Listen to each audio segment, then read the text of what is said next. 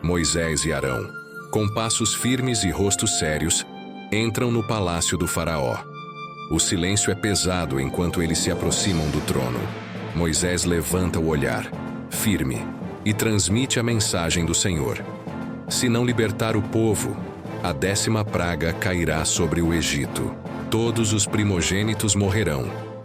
Faraó endurece o semblante e, sem um momento de hesitação, recusa a ordem. Sua voz é de aço, mas seus olhos traem um lampejo de medo. Moisés e Arão trocam um último olhar e se retiram, sabendo que a hora da libertação e da dor se aproxima. De volta ao acampamento hebreu, Moisés reúne os anciãos e transmite a instrução divina com detalhes solenes.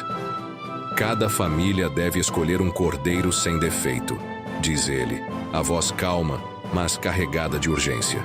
Na 14ª noite sacrifiquem-no. Com o sangue, marquem as portas de suas casas. Esse será o sinal para que o anjo da morte passe sem feri-los. Os anciãos ouvem atentamente, absorvendo cada palavra. Moisés continua. Assarão o cordeiro e comerão com pão sem fermento e ervas amargas. Comam apressadamente, preparados para a partida, pois o Senhor trará a libertação esta noite. As palavras soam como promessas e alerta. Todos sentem que um marco será gravado naquela noite. No silêncio da noite, as famílias hebreias seguem as instruções com precisão. Cada casa é marcada com o sangue do cordeiro, um símbolo de esperança e proteção. Enquanto trabalham, seus olhares se cruzam, trocando gestos de coragem e fé. As crianças, curiosas e ansiosas, observam as preparações. Pais e mães sussurram orações, preparando o cordeiro e o pão sem fermento. Eles vestem suas roupas de viagem e mantêm seus cajados ao alcance, prontos para partir ao primeiro sinal. A tensão é palpável. Cada família sente que a promessa de liberdade está mais próxima do que nunca. Uma névoa densa envolve o Egito, trazendo uma sensação de morte iminente. Nas ruas escuras, o anjo da morte começa seu trajeto silencioso, passando pelas casas dos egípcios. Em cada lar não marcado com o sangue, o primeiro choro é abafado, mas rapidamente se transforma em um clamor de dor e lamento. Dentro das casas hebraicas, há um silêncio intenso. Pais abraçam seus filhos e oram, sentindo o peso do momento. As famílias se mantêm juntas, temendo o que pode estar lá fora, mas confiando na promessa de Deus. Enquanto os gritos dos egípcios preenchem a noite, as casas hebraicas permanecem intactas, protegidas pelo sinal de sua obediência e fé.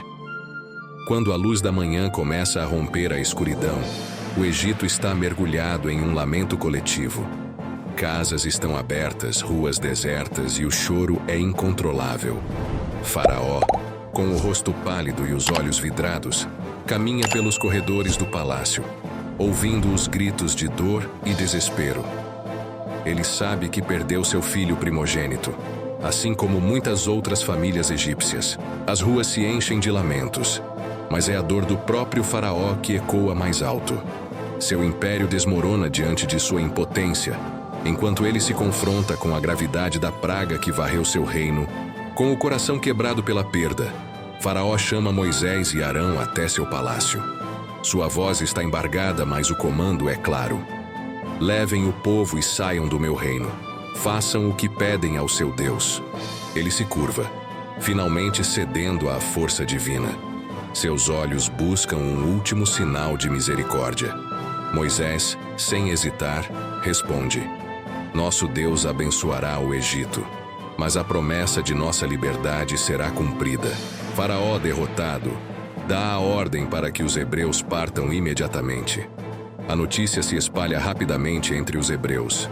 Com um sentimento de alívio e urgência, começam a se preparar para a partida. Mulheres embalam seus filhos, enquanto homens recolhem o que podem carregar.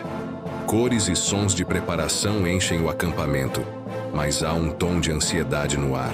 Os hebreus se apressam, conscientes de que devem sair antes que o Egito mude de ideia. Em cada casa, há um misto de esperança e apreensão, enquanto os pés ainda presos ao passado, já se movem rumo ao futuro da liberdade prometida. Com o primeiro raio de sol, o povo hebreu começa sua longa jornada. Homens, mulheres e crianças caminham apressados, levando suas pertenças, com os rostos voltados para o horizonte. O som dos passos ecoa pelo deserto silencioso, uma marcha que simboliza o fim de séculos de escravidão. Moisés lidera o caminho, sua postura ereta e confiante. Enquanto o Egito fica para trás, uma mistura de alívio e expectativa se espalha entre os hebreus. O céu, agora claro, reflete a promessa de uma nova vida. E o caminho à frente é incerto, mas cheio de esperança. Enquanto o povo continua a marcha, Moisés convoca todos para um momento de reflexão. Este dia será lembrado para sempre, ele diz, como o dia em que o Senhor nos libertou. As famílias se reúnem ao redor de fogueiras, comendo o cordeiro assado e o pão sem fermento.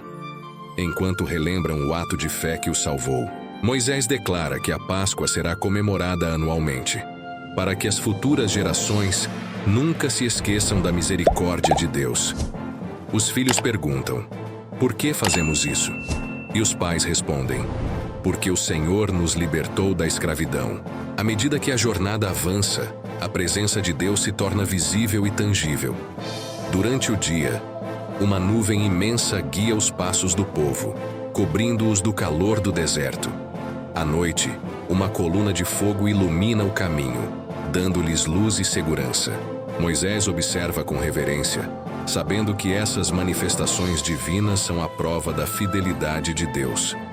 O povo, com o coração cheio de confiança, segue em frente, sem saber exatamente para onde estão indo, mas certos de que a proteção divina estará com eles a cada passo.